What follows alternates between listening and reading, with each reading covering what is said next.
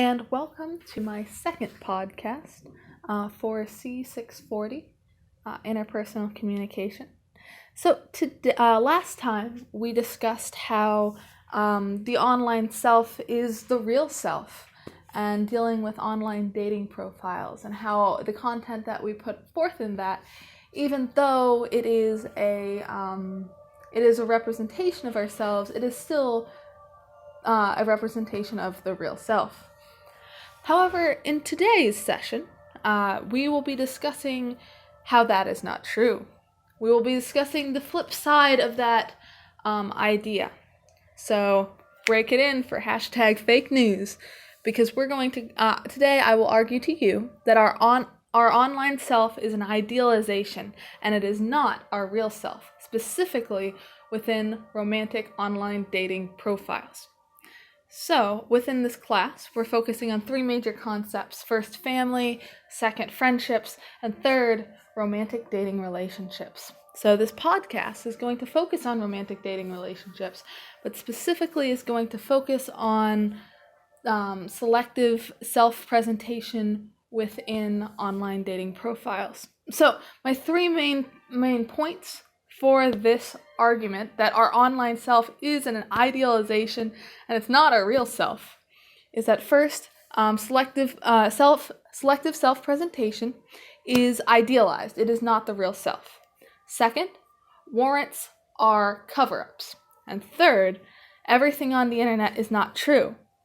We have to come as a society to accept deception online. So first, let's jump in and talk about this idealization of self and how we construct identity. So, last time we discussed selective self-presentation. Now, the definition of selective self-presentation was brought up by Goffman in 1959, where he claimed that selective self-presentation is the means by which a communicator is able to convey a desired impression to others. So with that, it's the way an individual presents themselves to others. So Ellison et al. Of 2011 kind of came up with the concept of this idealized self within selective self-presentation. They write, user-filtered and unflattered info about themselves while highlighting their positive attributes. So the individual will filter out unflattering information, will filter out parts of their own person to essentially highlight only their positive attributes, leaving you with not necessarily the whole picture, nor the whole person. So this leads us into this idea, is it the whole truth? We are not getting the whole truth and nothing but the truth, as they do say in court. So we're looking at this, how is this constructed and how is this done? In the previous podcast, we talked a bit about warrants and how warrants are kind of what gives value to the thing, or the verification. So for example, you might write in your profile that I like going to the gym. So in your profile, you might include a picture of yourself at the gym as a warrant, or giving warranting value, verifying the information. So when we talk a little bit about that before we launch into warrants, it's important to note that dating photographs are a topic that, there's a lot of photo editing software out there. And according to Hancock and Toma of 2009, they found that people necessarily don't believe these dating profile pictures anymore. In fact, participants within their study identified as 1/3 of the photos as not being real. The individuals in the study thought the photos presented were not real depictions of the people they were talking to, that they were either photoshopped or a edited image that wasn't correct. So when we look at this, we start to see, okay, how is the self presented, and then how is the presented self defended? And within that, if you have to defend the presented self with more information that highlights only the positive, you're leaving out this huge gap of, all right, who is this person I'm talking to on this online dating profile? So this leads us to my next point. The idea that warrants are cover-ups. So according to DiPaolo of 2007, liars engage in strategies that are the most believable. So they might say, hey, I like to go to the gym. They post a picture of themselves at the gym, but they only go to the gym once a month, once every 6 months, maybe once a year. And that picture online is their once a year gym selfie. However, it is a believable thing. They did go to the gym. It's believable. They put 2 and 2 together. But you have this, liars engage in these strategies. So when we're looking at warrants or cover-ups, there's this deception that's going on with this verification. So this verification to maintain this idealized self, this identity that does not necessarily reflect reality. So, according to Hancock and Thoma of 2009, deception within online dating profiles is very critical for users. Many users focus a lot on this, and it's very important that the person they're talking to is a real person. Deception comes into play here, and rightfully so. Myself and many others have heard a lot of these horror stories about the really sad things that happen when deception happens, especially within online romantic dating profiles. We all briefly last podcast, we discussed catfishing and the implications there, in which I brought up this example of Notre Dame football player Mati Te'o. He was catfished. However, the profile that was created was, one that was backed up with warrants.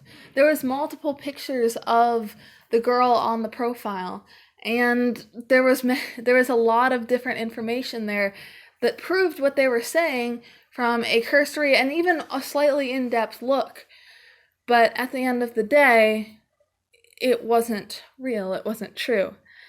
And so, rightfully so, the deception in online dating profiles is a critical concern for many users, because as a society, we slowly, more and more, become to accept that everything on the internet is not necessarily true, and that we need to be wary of it. And that even stems from coming way back when the internet first started, and we all got those spam emails about that Nigerian prince who, needed $5,000 wired to him immediately.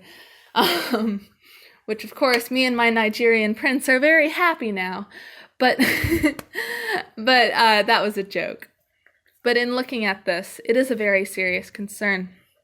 Now, according to Gibbs, Ellison, and Heino of 2006, the participants in their study, 80% of the participants registered concerns that others misrepresent themselves within these online dating profiles. Meaning 80% of the participants in this study registered concerns that others misrepresent themselves. So this idea of, hey, people are misrepresenting themselves as something they're not. And most people are catching on to that. Most people register these concerns that this is a thing that's going on. Now, we all want to appear the most attractive, especially in an online dating profile when we're trying to find a mate. And it's a cultural mating practice, right? You put on makeup, you do these things to attract a mate. However, when most of your participants are acknowledging the fact that others are misrepresenting themselves within these profiles, we have kind of a conundrum here. So, that leads me to Ellison et al. Of 2011, where they found that it was deemed by the people in their study that it was acceptable to admit or omit or exaggerate details, quote, as long as discrepancy was not too significant and the future self was within the realm of possibility. That's from Ellison et al. 2011 on page 52. So it was, quote, as long as discrepancy wasn't too significant and the future self was within possibility. So it was okay to admit details, and it was okay to exaggerate things as long as it wasn't too far from the truth. What? What? Okay, maybe I'm just a purist here, but most people find it acceptable that, they're not necessarily talking to the real self when they are talking to somebody within this individual's online dating profile. So, but it's interesting to note here, playing devil's advocate a little bit, that the future self was within the realm of possibility. So if we're looking at it, okay, so these are probably more minor things. Like, hey, I'm going back to the gym example of, hey, yes, I like to go to the gym. And they post that once a year gym selfie. But in reality, it's not necessarily too far from the truth, right? They did go to the gym at one point. Or they could easily, start, once they're dating this individual, go more often. Because maybe that was their goal, they just got busy and it didn't happen. But omit or exaggerate details. This is an interesting thing about the way the individual constructs this identity, how they construct the selective self-presentation, how that selective self-presentation is idealized, and it's not actually real. And other people looking at these profiles are realizing that it is not necessarily the acceptable or necessarily the real example of that individual. So that is an interesting thing that most people take that into account. And especially when you're looking, you're looking for a potential mate, a potential boyfriend, girlfriend, partner, you're trying to look at the positives. You're trying to figure this person out and see if they're the right person for you. And I don't necessarily know if it's right to omit things. But then again, you might not want everything on the internet. However, my point here is that what we create on this profile is to catch the eye of that cute guy or that cute girl or that cute individual that you kind of have you want to maybe take it a step further and get a cup of coffee or go out to dinner and talk with them and learn more. And those details might come out when you do that and you have that face-to-face communication. But it's interesting how in this computer-mediated world and through computer-mediated communication, that especially in online dating profiles, it's okay to omit or exaggerate stuff. Is that what we do? Is that what we do in other aspects of our lives, our digitally constructed self? Especially when we look at things like how we construct our Facebook profile or other things that aren't necessarily dealing with this romantic dating relationship, but deals with friendship and deals with our social connections within our community. It's important to note that, and it's important to realize that. And I don't know. It gives you a lot to chew on about the way we idealize ourselves online, but it's not the full picture, and it's not necessarily ourself. It's the self that perhaps we want to be, but it's not ourself right now. And it's important to look at that. So that kind of brings me to my third main point, and is that everything on the internet is not true. We've all heard the hashtag fake news, and if you went through COM210 last year, you know that within COM210 we had this section on fake news in which we talked about the different news sources that are accurate and their different biases, but we also looked at, these phishing articles that state something really out there. Like, I don't know, former President Obama is one of the lizard people, or former President George Bush went to the moon, something way out there, right? But when we bring it back, to this topic of online dating profiles,